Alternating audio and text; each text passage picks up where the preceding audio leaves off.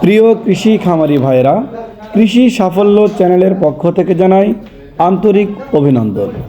আজ আমি আপনাদেরকে জানাবো একজন নতুন খামারি কিভাবে দ্রুত সফল হতে পারে।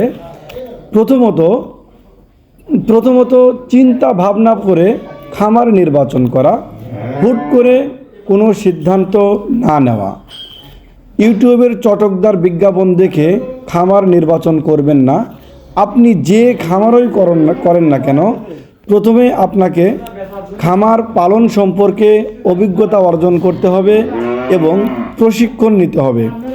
গরুর খামার করতে চাইলে অবশ্যই গবাদি পশু পালন সম্পর্কে অভিজ্ঞতা অর্জন করতে হবে। আপনাকে প্রথমত দেশি গরু দিয়ে পালন করা ভালো এবং ক্রস গরু পালন করা যেতে পারে। অভিজ্ঞতা অর্জন হইলে উন্নত জাতের গরু পালন করা যেতে পারে।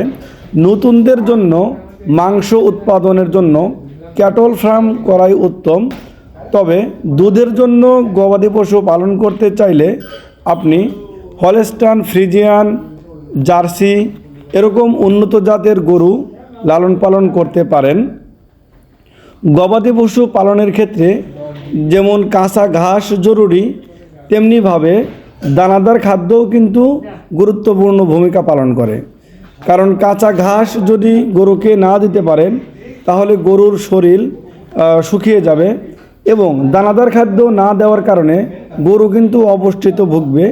দানাদার খাদ্যের মধ্যে যেমন গম, ভুট্টা ভাঙা, গমের ভুসি, খোল, ধানের কুড়া এগুলো মিশ্রণ করে গরুকে খাবার দেওয়া যেতে পারে।